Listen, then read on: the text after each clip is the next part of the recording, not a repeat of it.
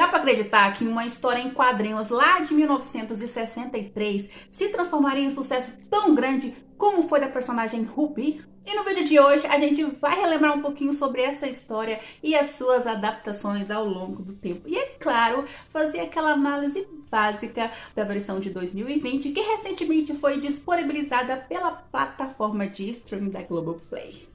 Já gostou desse tema? Então já deixa o seu like aí. Meu nome é Algine, seja muito bem-vindo de volta ao meu canal e bora falar de novela?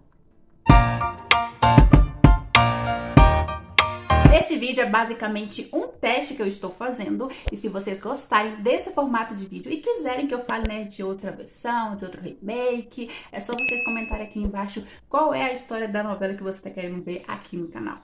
E esse vídeo vai em especial para a TB, porque ela fez um comentário aqui em um dos meus vídeos falando, né, pra falar sobre a crítica dessa novela. Eu achei bem interessante essa sugestão, porque acho que ninguém nunca tinha me pedido uma coisa desse tipo. Então, vai aí esse teste pra você ver se ficou legal, hein, TB, ó.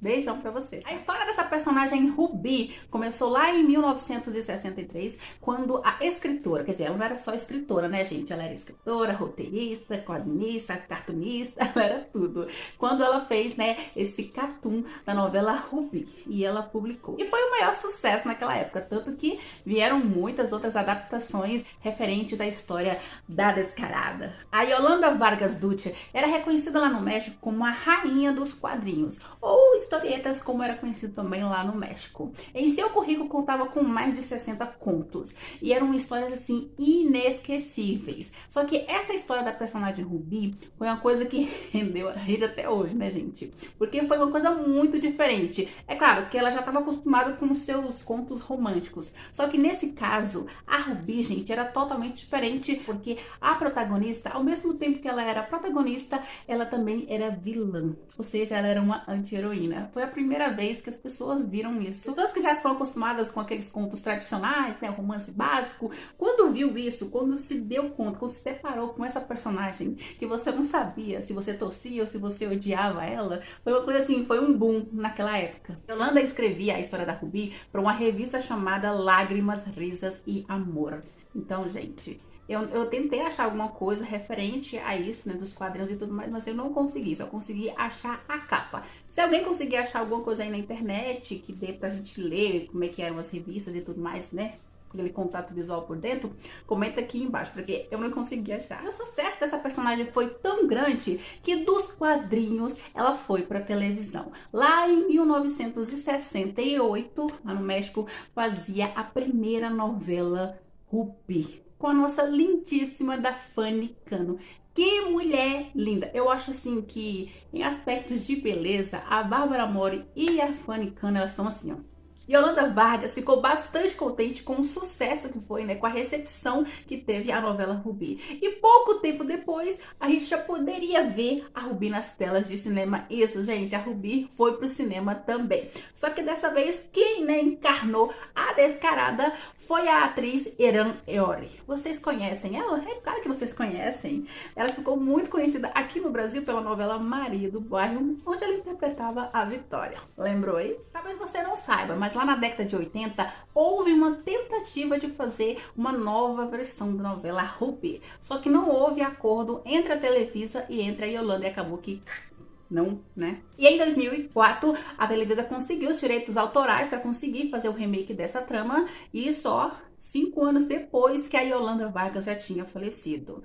E agora ficava a cargo do José Alberto Castro, né, mandar bala na produção dessa novela. A novela Ruby não ficou só no México, ela também ganhou uma nova adaptação lá em 2010 na TV filipina. E agora quem interpretava a Descarada era a Angélica Pagani.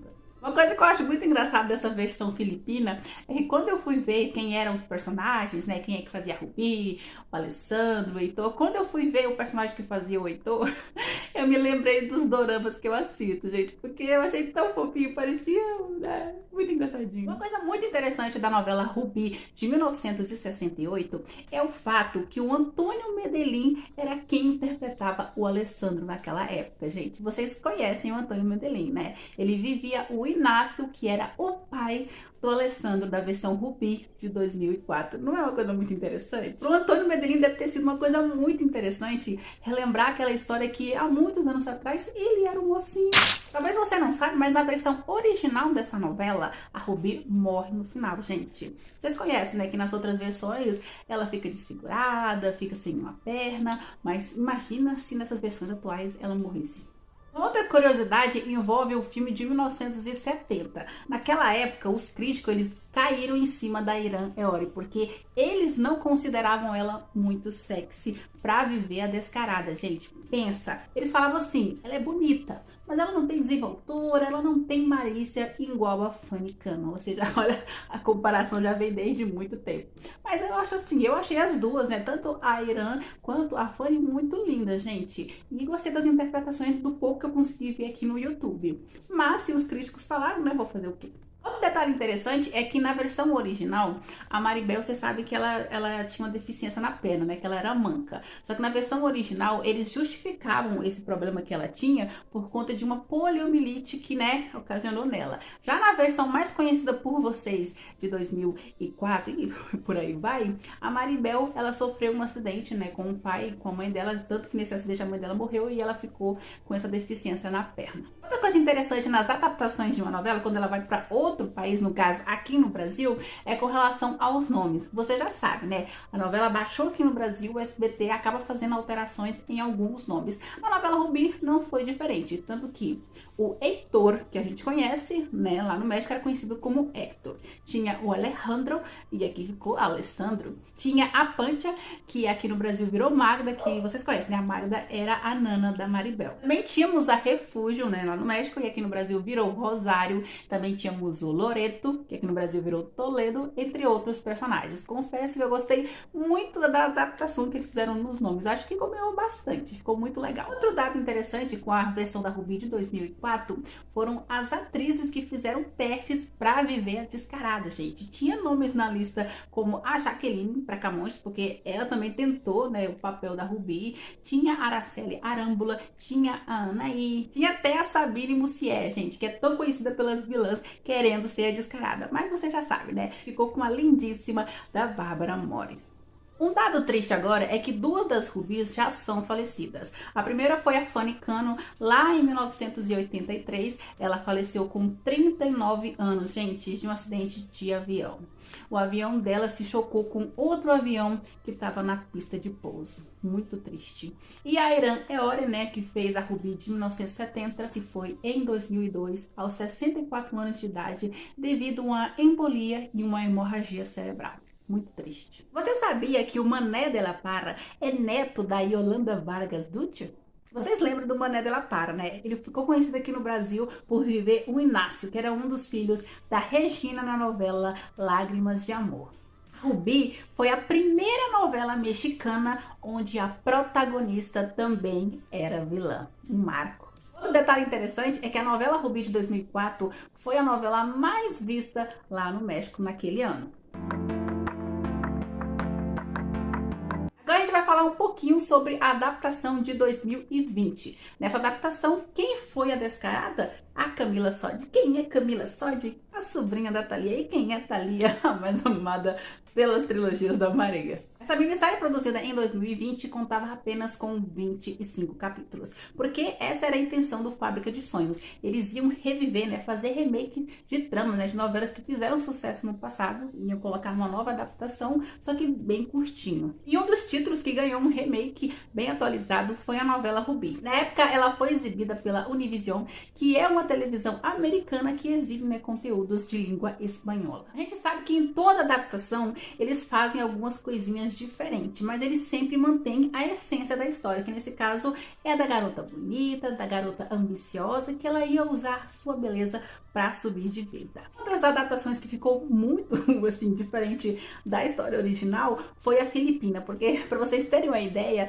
naquela versão filipina, a Rosário, né, que era a mãe da Rubi, lá ela roubava, ela se prostituía, gente, ela fazia cada coisa, e a Rubi tinha até nascido na cadeia. Nossa, é tanta coisa que acontece naquela novela, mas manteve, né, a menina ambiciosa, né, tinha que manter pelo menos isso. Essa adaptação da novela Rubi de 2020 tá ganhando, né, espaço lá na Globoplay, porque você já sabe, né, SBT não quer exibir nada, só quer viver de reprise, e aí o povo acaba catando as produções mexicanas para exibirem lá na sua plataforma digital, o que é uma coisa muito legal. Eu sei que tem muita gente que não gosta, né, que quer que tudo passe no SBT, mas gente, o SBT ele não tá dando muito valor para esse produto, então se vocês conseguirem assistir essa novela em outro lugar, em outra plataforma, é muito legal, né? Quando começou a ser divulgado, né, que iam fazer o remake dessa novela, muito se especulava quem é que ia ser a Rubi, porque todo mundo queria que fosse igual a Bárbara Mori, mas gente, não dá pra achar alguém assim,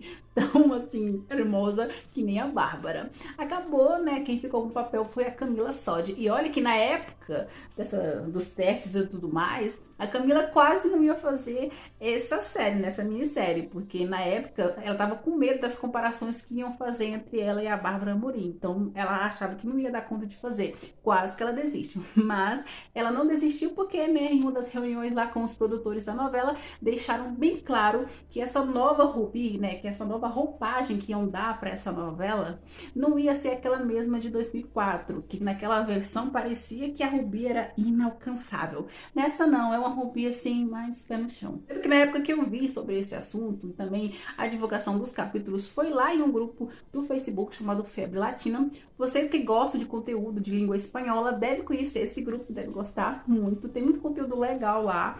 Eu vi esses capítulos lá e achei bem interessante. E, né, recentemente a Globo disponibilizou, né, para vocês poderem assistir aí quem é assinante. Eu, como todo bom pobre que sou, não sou assinante. Então a gente fica esperando alguém postar os capítulos aqui na plataforma do YouTube pra gente assistir. E eu vi, né, o primeiro capítulo dublado, ou seja, porque antes eu tinha visto só o legendado. Então eu tive a minha experiência vendo eles falando a nossa língua, que eu acho uma coisa muito legal.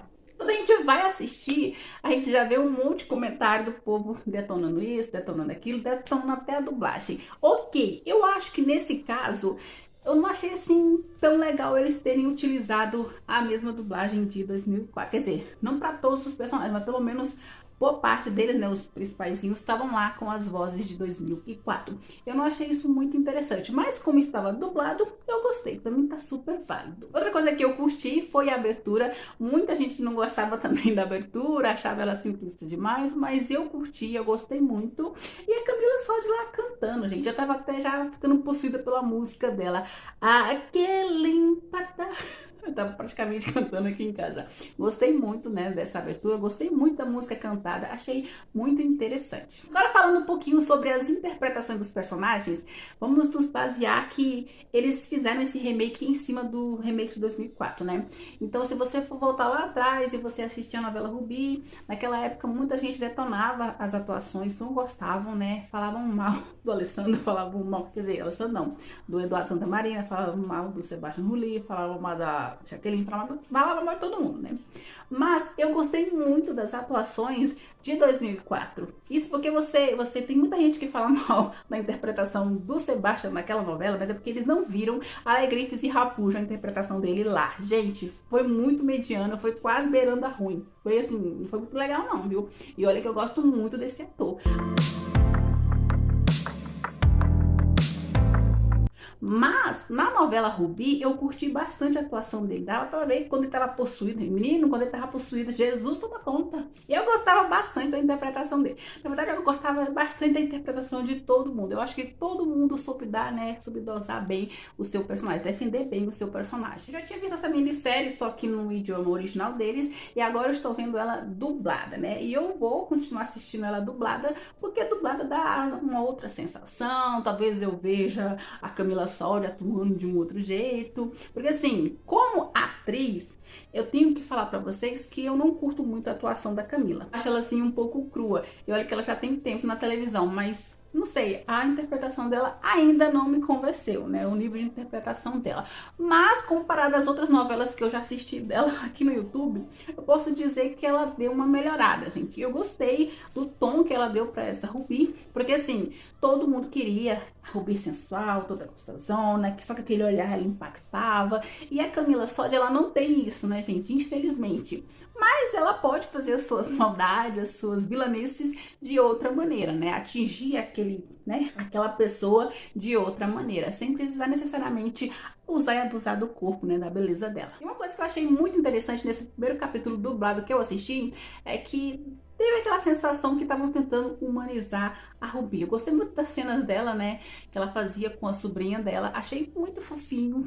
É também aquele contato que ela estava tendo com a mãe dela, ajudando ela lá no restaurante. Eu achei muito legal, gostei disso. Mas aquelas partes que aparecia ela lá desfilando e mostrando o corpinho dela e tudo mais, eu não achei isso muito interessante não, né, gente? Não achei que tinha tanta sensualidade para ser mostrada. Coisa interessante é que essa minissérie, ela tem aquele negócio de passado e futuro, né? Porque começa já com o futuro, que é 2040, se não me engano, né, a minissérie, e eles voltam 20 anos atrás para ela, né, falar para a repórter que foi lá entrevistar ela o que aconteceu, por que ela se tornou a mulher mais odiada do México, porque ela enganava geral os homens, né? Então já viu.